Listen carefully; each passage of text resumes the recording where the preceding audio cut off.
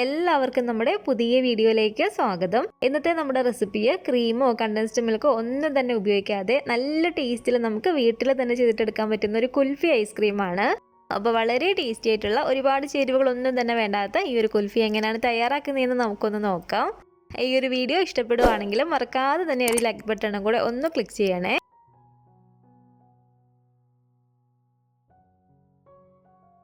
അപ്പോൾ ആദ്യം തന്നെ നമുക്ക് ഇതിലേക്ക് വേണ്ടത് പാലാണ്. ഞാനിപ്പോൾ ഇതിലേക്ക് ഒരു 3/4 ലിറ്റർ അളവിൽ പാലാണ് കേട്ടോ എടുത്തിരിക്കുന്നത്. ഏകദേശം ഒരു 750 ml പാലുണ്ട്.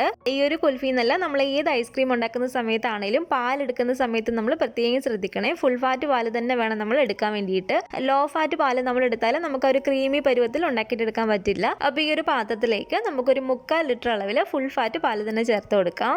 പിന്നെ നമുക്ക് ഇതിലേക്ക് വേണ്ടത് കുറച്ച് സേമിയാണ്. സേമിയ നമുക്ക് ഒരുപാടൊന്നും വേണ്ട, ഏകദേശം ഒരു 3-4 ടേബിൾ സ്പൂണോളം സേമിയ ഇതുപോലെ എടുത്തിട്ട് ഈ ഒരു പാനിലേക്ക് നമുക്ക് ഇട്ട് കൊടുക്കാം.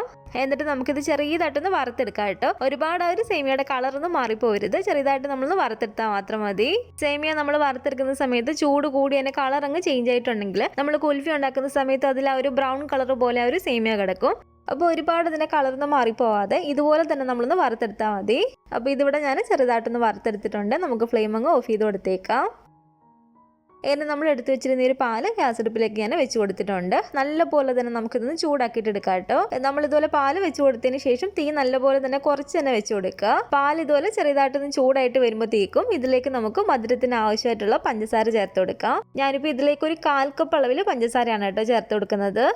ഈ ഒരു പഞ്ചസാരയ്ക്ക് പകരമായിട്ട് നമുക്ക് ഇതിലേക്ക് കണ്ടൻസ്ഡ് മിൽക്ക് വേണമെങ്കിൽ നമുക്ക് ചേർത്ത് കൊടുക്കാവുന്നതാണ്, നമ്മുടെ ഒരു മധുരത്തിനനുസരിച്ച്. അപ്പോൾ 1/4 കപ്പ് അളവിൽ പഞ്ചസാരയും കൂടി ചേർത്ത് കൊടുത്തിട്ട് നല്ലപോലെ തന്നെ ഇളക്കി കൊടുക്കുക. പഞ്ചസാരയൊക്കെ നന്നായിട്ട് തന്നെ അലിഞ്ഞു വരണം.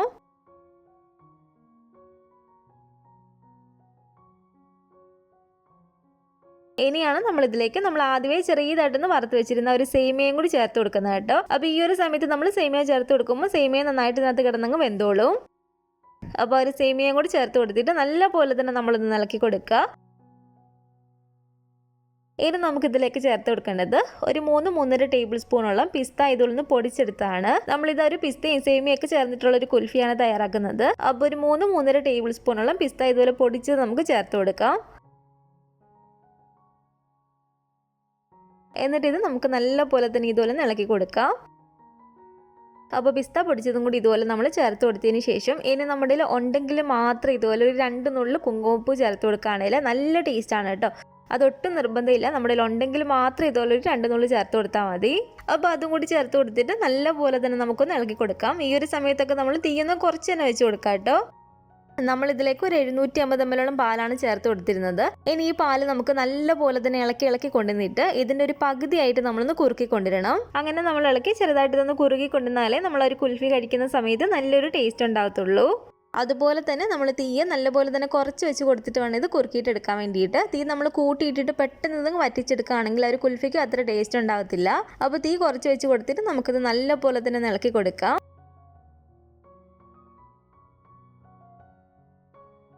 നമ്മളിതിലേക്ക് ഒരു 3/4 ലിറ്ററോളം പാലല്ലേ ചേർത്ത് കൊടുത്തിട്ടുള്ളൂ. അതുകൊണ്ട് ഒരുപാട് സമയം നമ്മൾ ഇളക്കി കൊടുക്കേണ്ട ആവശ്യം വരില്ല. നല്ലപോലെ തന്നെ കൈവിടാതെ ഒന്ന് ഇളക്കി കൊടുക്കുക.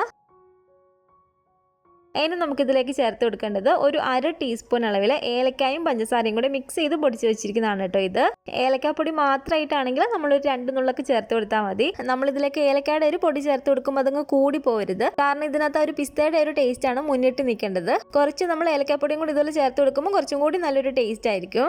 അപ്പോൾ പഞ്ചസാര ഏലക്കായും കൂടെ മിക്സ് ചെയ്ത് പൊടിച്ചത് ഒരു 1/2 ടീസ്പൂൺ ഇതിലേക്ക് ചേർത്ത് കൊടുത്തിട്ട് നല്ലപോലെ തന്നെ നമുക്കൊന്ന് ഇളക്കി കൊടുക്കാം.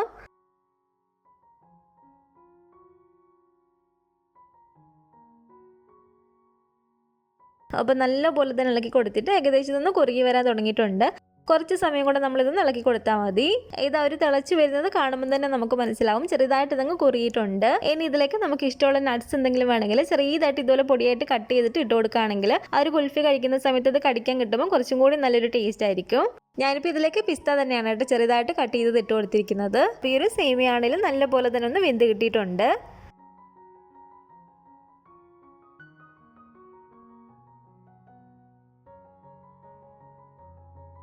ഇതിപ്പോൾ വീഡിയോയിലായതുകൊണ്ട് മാത്രം നമ്മളൊരു കടയിൽ നിന്നൊക്കെ വാങ്ങിക്കുന്ന ഒരു കളറിൽ കിട്ടാൻ വേണ്ടിയിട്ട് ഒരു കുറച്ച് മാത്രം 2-3 ഡ്രോപ്പ് നമുക്കിതുപോലെ ഗ്രീൻ ഫുഡ് കളർ ചേർത്ത് കൊടുക്കാം. സാധാരണ നമ്മൾ വീട്ടിലുണ്ടാക്കുന്ന സമയത്ത് ഈ ഒരു കളർ ചേർത്ത് കൊടുക്കേണ്ട യാതൊരു ആവശ്യമില്ല കേട്ടോ. അപ്പോൾ ഇതുപോലെ നമുക്ക് നല്ലപോലെ തന്നെ ഇളക്കിയിട്ട് എടുക്കാം. ഇതിപ്പോൾ കണ്ടില്ല, നല്ലപോലെ തന്നെ ഇളക്കി നമ്മളൊരു പകുതിയോളം കുറുക്കി കൊണ്ടുവരുമ്പോഴത്തേക്കും ഇതുപോലെ ചെറിയതായിട്ടൊന്ന് കുറുകി നമുക്ക് കിട്ടും. ആ ഒരു പിസ്തയും കൂടെ നമ്മളിതിലേക്ക് പൊടിച്ച് ചേർത്ത് കൊടുത്തുകൊണ്ടാണ് പാല് നമുക്ക് ഇത്രയും കുറുകി കിട്ടിയിരിക്കുന്നത്. ആ ഒരു സൈഡൊക്കെ ചേർത്ത് നല്ലപോലെ തന്നെ ഇതുപോലെ ഇളക്കിയതിന് ശേഷം നമുക്കിനി ഫ്ലെയിം അങ്ങ് ഓഫ് ചെയ്ത് കൊടുത്തേക്കാം. ഈ ഒരു പരുവത്തിന്, ഈ ഒരു കട്ടിക്കിരിക്കുന്ന രീതിയിൽ വേണം നമ്മൾ പാലിന്ന് കുറുക്കി കൊണ്ടുവരാൻ വേണ്ടിയിട്ട്. ഇനി അതിൻ്റെ ചൂട് നന്നായിട്ട് ആറി അത് നന്നായിട്ട് തണുക്കാൻ വേണ്ടിയിട്ട് നമുക്കൊന്ന് മാറ്റി വെക്കാം കേട്ടോ. അപ്പോൾ കുറച്ചും കൂടി ഒന്ന് കുറുകി വരുന്നതായിരിക്കും. അപ്പോൾ ഇതിൻ്റെ ചൂടൊക്കെ പോയി നന്നായിട്ട് തണുത്ത് വന്നിട്ടുണ്ട്. നല്ലപോലെ തന്നെ നമുക്കൊന്ന് ഇളക്കി കൊടുക്കാം വീണ്ടും. ഇതിപ്പോൾ കണ്ടില്ല, ഞാൻ നേരത്തെ പറഞ്ഞ പോലെ തന്നെ കുറച്ചും കൂടി നമുക്കൊന്ന് കുറുകി കിട്ടിയിട്ടുണ്ട്.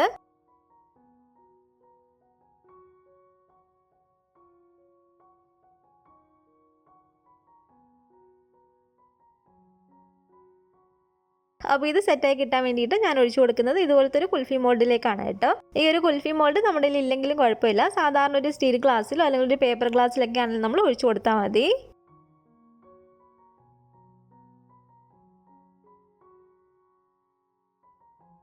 അപ്പോൾ അത് മുഴുവനും തന്നെ ഞാൻ ഈ ഒരു മോൾഡിലേക്ക് ഒന്ന് ഒഴിച്ചു കൊടുത്തിട്ടുണ്ട്. ഇനി ഒരു അലുമിനിയം ഫോയിൽ ഒന്ന് കട്ട് ചെയ്തിട്ട് നമുക്കിതിലൊന്ന് കവർ ചെയ്തിട്ട് എടുക്കാം. ഇനി ഓരോന്നിൻ്റെ സെൻറ്റർ ഭാഗത്തായിട്ട് നമുക്കിതുപോലെ കത്തി കൊണ്ട് ചെറിയതായിട്ടൊന്ന് വരഞ്ഞു കൊടുക്കാം. ഇതുപോലെ നമ്മളൊന്ന് വരഞ്ഞു കൊടുത്തതിന് ശേഷം ഈ ഒരു ഐസ്ക്രീം സ്റ്റിക്ക് നമുക്കിനി ഇതിലേക്കൊന്ന് ഇറക്കി വെച്ച് കൊടുക്കാം. ഈ ഒരു കുൽഫി മോൾഡിലല്ല, ഗ്ലാസ്സിലാണ് നമ്മൾ ചെയ്യുന്നതെങ്കിലും ഗ്ലാസ്സിലേക്ക് ഒഴിച്ച് കൊടുത്തിട്ട് ഒരു അലുമിനിയം ഫോയിൽ വെച്ചിട്ട് ഇതുപോലെ തന്നെ ഒന്ന് കവർ ചെയ്തിട്ട് എടുക്കുക.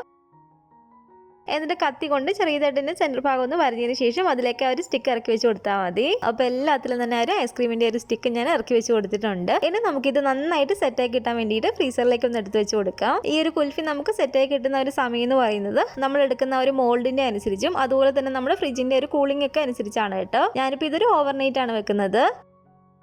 അപ്പോൾ നമ്മുടെ ഒരു കുൽഫി എല്ലാം തന്നെ ഇവിടെ നല്ല പോലെ തന്നെ നമുക്ക് സെറ്റായി കിട്ടിയിട്ടുണ്ട്.